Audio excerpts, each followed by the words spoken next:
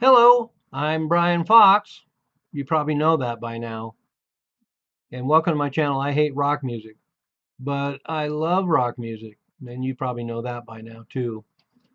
So anyway, enough foolishness. Let's get into this video's band Summerhill. And this is a really obscure one for sure, not the least of which is that it came out on Tetragrammaton Records.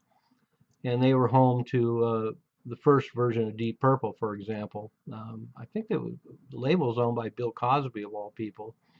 So there's just a handful of bands that ended up on the Tetragrammaton label. I think they're the ones that distributed John Lennon's Two Virgins record too, if I remember correctly. But the album came out in Polydor in the UK, so they were definitely giving it a lot higher profile in the UK for it to come out in Polydor because that was an actual high profile label and prestigious to be on. But the band was from California. Doug Berger on keyboards, Larry Hickman on bass, Alan Parker on guitar, and Del Rames on drums. And so guitar, bass, drums, and keys. And then Larry Hickman and Alan Parker wrote most of the material. And then a really important ingredient in this band is the guy David Bloomberg who did all the orchestrations. Because this is one of those bands that has a lot of really interesting orchestrations on it. Sometimes it kind of reminds me of the string uh, parts in some of Al Green's early tunes back in the early 70s, late 60s, early 70s, because the orchestrations are so integrated with the music, you don't really think of it being a rock band backed by an orchestra. The orchestra is very organic and is really blended in well with everything that's on the record. And there is a lot on this record. It was produced by David Briggs at Wally Heider Studio, so there was some money involved because the Wally Heider Studio, of course, is high profile, and David Briggs ended up doing Neil Young, for example, and a lot of other artists of that ilk. So great producer, great studio. But that said, the record still has kind of a murky sound, and in the end, it kind of makes the record that much more interesting. I think part of its murkiness is having the orchestrations so integrated into the songs. But I'm going to go through, and so they precursed the album with a single, "Soft Voice," which is a shorter version of the version that comes is on the album. But I think there's only promo 45s. I've never seen a stock 45 with soft voice, but it's beautiful. They call it sunshine pop when it's really happy, like the Association and the Mamas and Papas. And so I've read a bunch of reviews of this record.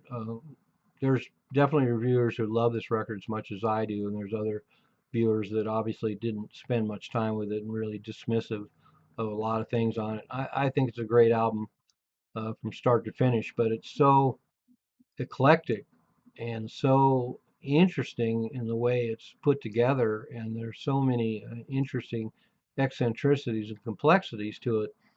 Can be deceptive because there's psychedelic, there's prog, there's baroque rock, there's hard rock, and then you have killer keyboard work, great vocal harmonies, a lot of vocal harmonies. Some of the vocal harmonies are really rich and remind me of bands like Mamas and Papas and the Association, but they're in the midst of a definitely a lot more forward-looking and interesting psych, prog, baroque mix. The arrangements are really complex, and there's all, as I mentioned about some records, there are all these little surprises and choices they make, little details that really make the record stand above. And this is one of those records you definitely have to sit down and listen to from start to finish to really get the whole bag. So definitely don't recommend necessarily skipping around on a record like this. This is a real listening record and very ambitious in the end. But that first song on the album is a lot longer, soft voice, and the strings are just wonderful. And it's got a killer melody, and the vocals are wonderful. And I realized it actually reminded me of Radiohead. So check out Soft Voice and see if you get the same vibe from it. sounding like something Radiohead could do. Um, if Radiohead did a cover of this, it seems like it'd be very natural. But then you go to Friday Morning Paper, which has wonderful guitar work and organ work. The strings, once again, are really interesting, and the piece is very complex. And then they get a little experimental. The middle section's really cool, where they go through several bars of backwards, and so that to have this thing that's got an orchestra or string parts and flute, and then this wonderful guitar organ work, and then has the middle part backwards. Those are one of those things that I mentioned earlier. These little details, these little surprises, these choices they make, and that's a good example. Of something that's a little more pop, and you have this experimentation. But the real shockers, when you get to the third song, "Bring Me Around," and it's total full-on rock. I mean, it's really heavy. It's got killer riffs, great guitar work, and what a shocker to hear this kind of Baroque, albeit complex pop music, and then get to this heavy rocker. And so that made my head spin, and all of a sudden my ears are wide open to hear what else they do. And so they throw you for another loop. The next song, "The Last Day," which is a country song and even has Rusty Young from Poco on pedal steel. So very convincing pop. So here we have some Baroque uh, sunshine pop and some experimental stuff, a heavy rock song, and then we get a country song, and then we go into the Birds, which is, as you would imagine, sort of a psychedelic piece in a way, with a lot of bird sounds, and once again, really dreamy and really interesting thing to add in the middle of this record. Then "My Way, Hard for You" is another one that's got great rock guitar, killer riffs. All the singing on here is great, with lots of harmonies. You get a lot of that with these California bands, which I really like.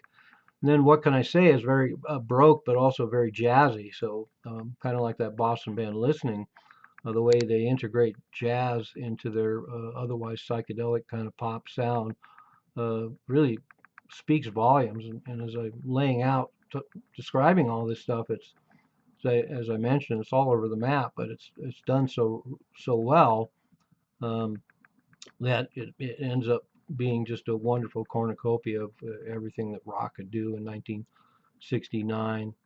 "It's Gonna Rain" is a classic psychedelic rock um, song, and then they finish up with "Summer Days," which is a really long, lush, beautiful ballad. I've seen some reviewers pan that song particularly, and I just don't get it. I don't know how they're not hearing the same things that I do. Um, I had no expectations when I found this record. I didn't know anything about it till about I don't know, 20 years ago. So it's kind of late in the game for me discovering the record, and I had no idea what it was like. I looked at the back, and I just didn't know. And so to get a record like this home and finally hear everything they were doing, and I sat down and listened to the whole thing first time I got it, and um, I was amazed. And so to have a record this obscure that I never came across the first 30 some odd years I was collecting, um, that's one of the beautiful things about record collecting. No matter how long you're in it, there's always new things to discover, and this is certainly one of them. I might even go now. Should I go there? It's almost like a California sunshine pop Sergeant Pepper, but it does have a lot going on in it in an alternative universe. Alternative universe, this could be like an underground Sergeant Pepper record. There's really that much going on, and just love it. So anyway, as always, I'll put the link below. Um, some of you may be intrigued by my description of the band. Some people might watch the video that already know about the band. I wish there was more information about them. So if anybody has any information to add, I would love it. I just know they're from California.